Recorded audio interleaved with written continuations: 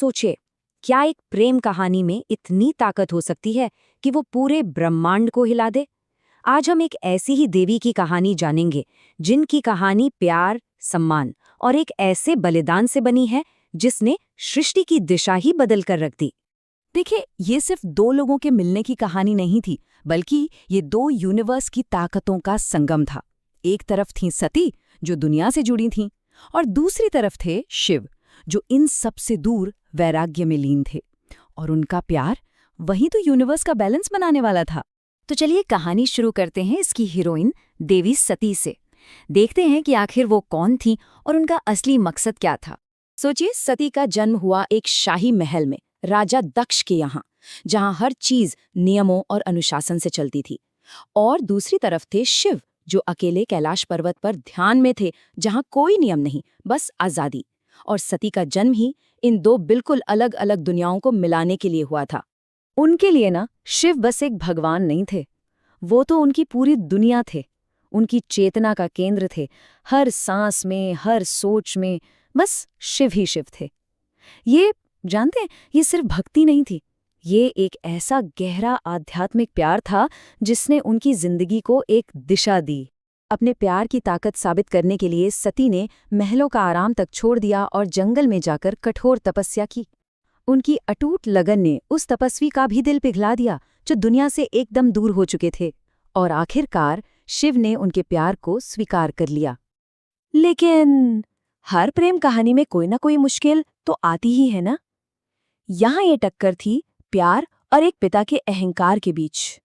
और यहीं से कहानी में एक दुखद मोड़ आता है। तो देखिए, यहाँ दो अलग अलग सोच की टक्कर हो रही है।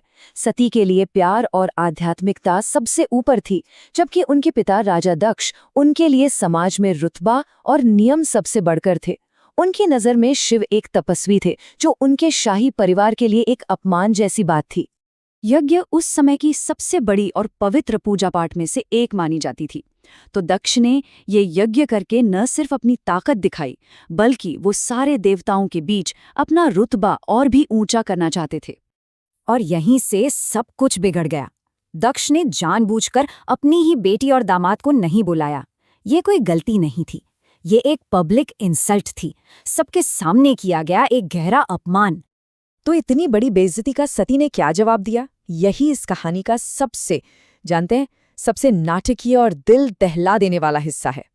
जब किसी के सम्मान पर इतनी गहरी चोट की जाए तो एक देवी कैसे जवाब देंगी? उनका विरोध कैसा होगा? यही सवाल हमें कहानी के क्लाइमैक्स तक ले जाता है। शिव ने उन्हें बहुत समझाया, रोका भी, क्योंकि उन्हें अंदाजा था कि आगे क्या होने वाला है। लेकिन सती, वो एक बेटी के फर्ज और एक पत्नी के सम्मान के बीच फंस गई थी। उन्हें अब भी एक छोटी सी उम्मीद थी कि शायद उनके पिता का प्यार उनके अहंकार पर जीत हासिल कर लेगा। लेकिन वहां पहुंचकर जो हुआ वो उन्होंने कभी सोचा भी नहीं था। दक्ष ने सब मेहमानों के सामने न सिर्फ सती की बेइज्जती की, बल्कि शिव के बारे में भी बहुत बुरा भला कहा। और ये एक ऐसा जख्म था जिसे सती बर्दाश्त नहीं कर पाईं। अपने पति की इज्जत बचाने के लिए और उस शरीर को छोड़ने के लिए जो उन्हें अपने पिता से मिला था, सती ने उसी यज्ञ की आग में खुद को समर्पित कर दिया। ये उनका आखिरी और सबसे शक्तिशाली विरोध था उस अपमान के खिलाफ। सती की मौत कोई आम घटना नहीं थी, इसका असर पूरे ब्रह्मांड पर पड़ा और इसने शिव के उस रूप को जगा दिया जिसके सामने देवता भी थर-थर कांपते थे। जब शिव तक ये खबर पहुंची तो उनका दुख एक भयानक गुस्से में बदल गया और उन्होंने शुरू किया तांडव। ये बस एक नृत्य नहीं था, ये विनाश का नृत्य था। उनके हर कदम से पूरा ब्रह्मांड हिलने लगा। शिव ने अपने गुस्से से वीरभद्र को पैदा किया, जो सचमुच उनके गुस्से का ही एक रूप था। वीरभद्र ने उस यज्ञ को बर्बाद कर दिया और दक्ष को उसके अहंकार की सजा दी, उसका सिर धड़ से अलग करके। लेकिन इसके बाद भी शिव का गुस्सा शांत नहीं हुआ। वो अब एक बहुत बहुत गहरे दुख में डूब गए। वो सती के शरीर को लेकर पूरे ब्रह्मांड में एक पागलपन की हालत में घूमने लगे। एक देवता का दुख इतना ज्यादा था कि सृष्टि का संतुलन ही बिगड़ने लगा। और इस ब्रह्मांडीय संकट को रोकने के लिए सृष्टि के रक्षक भगवान विष्णु को आगे आना पड़ा। उन्होंने अपने सुदर्शन चक्र से सती के शरीर के टुकड़े कर दिए ताकि शिव का मोह टूटे, वो अपने दुख से बाहर आ पाएं और ब्रह्मांड को इस विनाश से बचा सकें। लेकिन इसी भयानक त्रासदी से एक ऐसी विरासत का जन्म हुआ जो आज भी हिंदू धर्म का एक बहुत जरूरी हिस्सा है।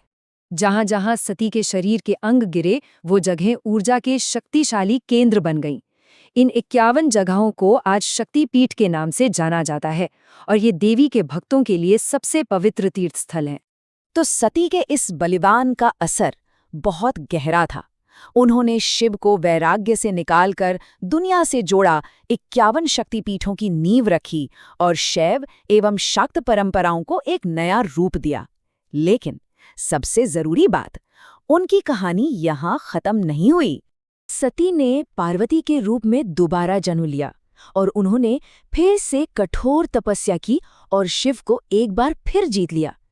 तो ये कहानी प्यार, दृढ़ संकल्प और जानते हैं जीवन मृत्यु के चक्र के पूरा होने की एक जबरदस्त गाथा है।